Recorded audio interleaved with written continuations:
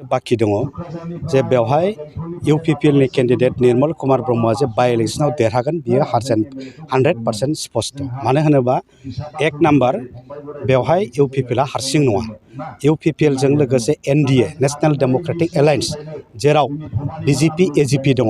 बे मोनथाम दला गोख्रों लोगो नांनानै निर्मल कुमार ब्रह्मखौ कैंडिडेट होदों।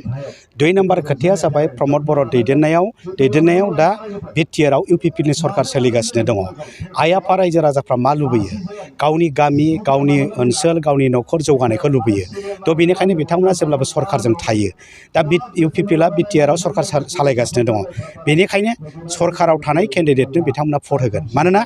बे इलेक्शना सरकार दानायनि इलेक्शन नङा बे इलेक्शना सरकार सिफायनायनि इलेक्शन नङा बे इलेक्शना बाय इलेक्शन दा बाय इलेक्शन बा दिसपुरावबो UPPL सरकार दं दिल्लीयावबो UPPL सरकार दं BTR आवबो UPPL सरकार दं रायजो राजाया सोरजों थागोन सरकारजोंनो थागोन गाबोन गोबां आसनि गोबां स्किमफोर बिनो थाङोबा सरकारनि खाथियावनो थांनांगोन तो बेनिखायनो बेवहाय खुनु डाउट गैया UPPL नि निर्मल कुमार ब्रह्मआनो बेयाव देरहागोना स्पष्ट। इलेक्शननि सिगां जे रायजो राजाफोरनि जे प्रतिश्रुति बे प्रतिश्रुतिखौ UPPL दला 4 बोसोराव रायजो राजानि थाखाय मावनो हागोन। 4 बोसोराव जिखिनि रायजो राजाफोरनो प्रतिश्रुति होनाय खोथा होनाय बेखौ मोनसेनि उनाव मोनसे मावफुंगासिनो दङ। बोसोरब्रै होननानै बुङोबा गोरोन्थि जागोन मानोना बेवहाय फ्राय बोसोरसेयानो कर'नायाव थांदों दा बोसोरथामनि एसेल' बारा प्रमोद बर' दैदेननायाव UPPL सरकारा सरकार सालायनो मोनदों दा बे 3 बोसोराव दिनै बे ओनसोलाव औगुरि ओनसोलाव दिनै बरफोथारनिफ्राय थुक्राझार बारलांनाय बेंटल बारलांनाय बे माने नांगोल दैनि सायाव ब्रिज बानायबाय बेखौथ' सिगां 17 बोसोराव BPP खालामाखैमोन दिनै साफागुरिनिफ्राय मालिबिटासिम आसाम माला बे लामाया गोलाव बोसोर जायाखैमोन दिनै बेहाय लामा बानायगासिनो दङ दिनै खैला मैला बायदिया बा निसिमा बायदिया गोग्लैसोनाय जायगा बेयाव कलेज गैयामोन दिनै बेवहाय BTC सरकारा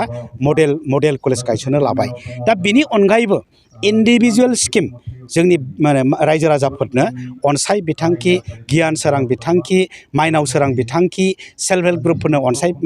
अनसुंथाइ होनाय गोबां माखासे फिसा बिथांखिफोरखौ दिनै मावफुंगासिनो दङ बे बोसोरथामनि गेजेराव बेनि गेजेराव बयनिख्रुइबो देरसिन खामानिखौ मावदों जोंनि सरकारा प्रमोद बर'नि दैदेननायाव 1 नम्बर बाथ्राया जाबाय बेयाव सान्थि दिनै गायसननानै दोनदों दिनै बेहाय सान्थि जानाय लोगो लोगो जोंनि फरायसाफ्रा फरायनायाव जौगागासिनो दं चिरां बायदिया मेट्रिक रिजाल्टआव लास्ट पजिशनाव थायोमोन बोसोरनै कन्टिनिउ जाबाय दिनै फार्स्ट पजिशन मोनगासिनो दं दिनै जोंनि फरायसाफ्रा फरायनायाव गोसो होबाय गेलेनायाव गोसो होबाय आबाद मावनायाव गोसो होबाय गुबुन खामानियाव गोसो होबाय बेनिखायनो गोसो होबाय दिनै दावराव दावसि जेबो गैला बे जायगायाव सान्थि जाबाय दिनै जौगानायनि फारसे थांगासिनो दङ सुपार 50 खालामनानै जोंनि गोरों BA पास जोंनि गोरों MA पास बिथांमोना सुबिदा मोनोब्लानो SCS अफिसार जानो हायो बिथांमोना सुबिदा मोनोब्लानो UPC माने IS अफिसार IPS अफिसार जानो हायो नाथाय थाखा फैसा गैयिनि थाखाय कचिं लानो हायिनि थाखाय बिथांमोना अफिसार जानो हायाखै तो बेनिखायनो जोंनि मेरिट स्टुडेन्टफ्रा जाहाथे अफिसार जानो हायो बिनि थाखाय सुपार 50 खुलिनानै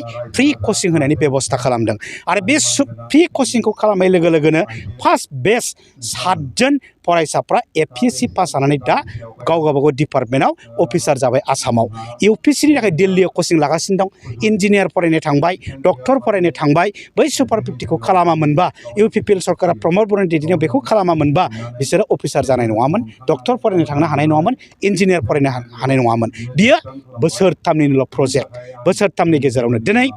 जोंनि क'क्राझार बायदियाव फैनानै BTC नि केपिटेल क'क्राझार बायदियाव फैनानै भारतनि सन्ट्रस ट्रफिखौ दिनै खुंफैनो गोनां जाबाय दिनै बेवहाय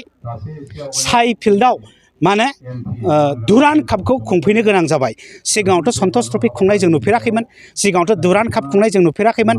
ISPL खुंनानै बेहाय दिनैहाय बड'लेण्डनि टीमा चेम्पियन जाबाय आरो बे चेम्पियन जाखांनायनि उनावनो दुरान काप बायदियाव बड'लेण्ड FC नाम लानानै बे खेलायाव बाहागो लानो मोनबाय बड'लेण्डआ होनबा बिनि गेजेरजों नाम जाबाय दिनैहाय